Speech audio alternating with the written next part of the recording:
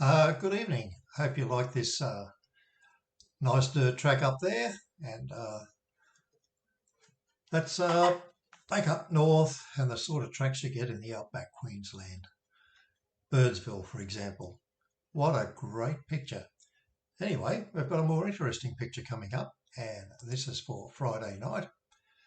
And we're looking at Moonee Valley and the JRA Cup, in which we've got JR on top. We reckon it's about a $2.60 chance, and Antwell Deedham. Wow, ain't no deal done. Ain't no deal done. What a clever name. Okay, but if we look at Shahar, all right, only had a minimum number of starts, 9 starts for 4 wins. There's one at Longchamp, and I like this run, 5-length winner at Flemington. That was back on the 6th of August. The next 2 runs were both over 2,500, and perhaps it wasn't suited, but you see the steward's report, hampered early stages, pre-race incident, past fitted at the barrier. I hate that, don't you? But Shahar, coming back to the 2000, looks like that might be the right distance for it. So even though it's done longer races overseas, clearly the form here says 2,000 metres is a great way to go.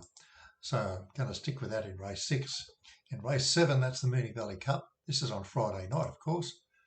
And what amazes me with this, did you know that today's Geelong Cup, on Wednesday that is, I'm recording, today's winner of the Geelong Cup was a 10-year-old. For goodness sake, what's going on here? Have a look at all the older horses running here. And on her best run, Lunar Flare, an 8-year-old mare. What are you doing with an 8-mile mare anyway, other than sending it to the breeding barn? But obviously, we have a look and we find back here, Flemington, 13th of May, won by 5.5 lengths. That was over 2,800 metres. This is a 2,500 metre race, so extreme distances. Won a 2,500 metre race here at Flemington, did a 2,500 race here at Moonee Valley, and a 2,400 metre race here at Mornington. So the form is in, and well, what can we say? Very disappointing the last few runs. First up, 5 lengths beaten, then beaten 10 lengths. A good run last over the 2000, coming from 15th at the turn to finish 5th. Began awkwardly, blocked for a run near the 400. So if Lunar Fair actually improves, it's going to be hard to beat in this. 5 starts here for 2 wins and 2 placings out of the 5 starts at Moonee Valley. 4 starts of the distance, 2 wins and 2 seconds. And whether it's wet or dry, no problem at all. Okay, then we've got True Marble, who's always also an 8-year-old. Interesting enough, this one is expected to be somewhere around the 20 or 30 to 1 mark. Then you've got Cleveland. It was a second in Randwick and was a bit disappointing, I thought, beaten just under 3 lengths. But obviously it'd be a chance in this. Has won 2 races overseas, but pretty much a long time ago, hasn't won anything since, but only had 14 wins. Only had 14 starts altogether. And even though it says it's a 6-year-old horse, by overseas ratings, it is a 5-year-old. So really, these are excellent ratings. 78.9 there, 79.3 there. On the weight rating, 96.7.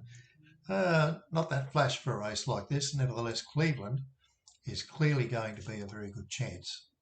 So, it's the youngest horse in my top 4. Okay. Anyway, so I reckon I'm going to back Lunar Flare, and I'll also definitely have something on Cleveland, which should go much, much better on Friday night. Now, I'm going to load up on Saturday.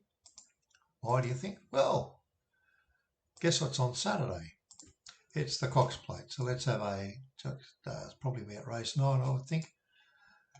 And the interesting thing is, okay, we've got Gold Trip on top. No doubting, very good horse. 7-year-old horse, came from overseas, so in reality is a 6-year-old. But it was virtually a maiden before.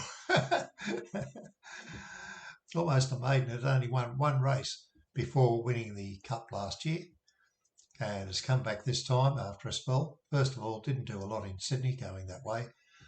Moonee Valley Startup only beaten just over a length after being blocked for a run first up.